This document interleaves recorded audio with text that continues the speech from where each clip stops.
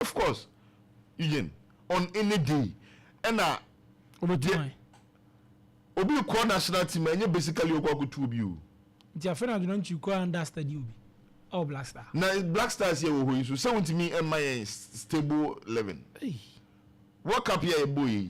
You about 4 matches. I understand. Now, and yes, I go understand you. Me person Buza says he say Black Stars here were formidable first 11 or Hana. But players be more they are untouchable. Of course, every club, every team has untouchables. But Black Stars any reliable starting lineup. And John Antwi so Pedro Baba on board. We a coach. Now we say all players equal playing fielder. I think say John Antwi and disappointed. But you the bottom line is you paying for no more running Ghana football no. How do they recognize players from the Ghana Premier League? That's my headache. Let me try to say.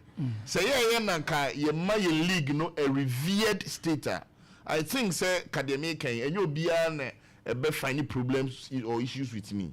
John Antwi has proven say when you give him the platform on any big stage you will be able to deliver. CAF Confederations competition a big stage. And a big stage. So we a player now to me I got die on modern body. Emma need to me so me.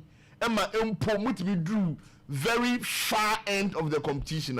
I think say you deserve it. And last season so on your player I bet me I can say now or a player on your minute and from my Dreams FC. Dreams FC in the first round nearly got relegated. But in the second round, Dreams FC FA amount to my pay fry. And my yellow season you know. Not Dreams FC any part of clubs are or more threatened by relegation. Okay. Meaning this same John Antwi was integral member of Dreams FC. So your bumpire say Ataso Folk obet me a very good stint with Ataso Folk. Say the bear profile as the long serving player in the Ghana Premier League, you know, a very highly recognized. No bet me do the stage ye pese udru. Mate. Mohammed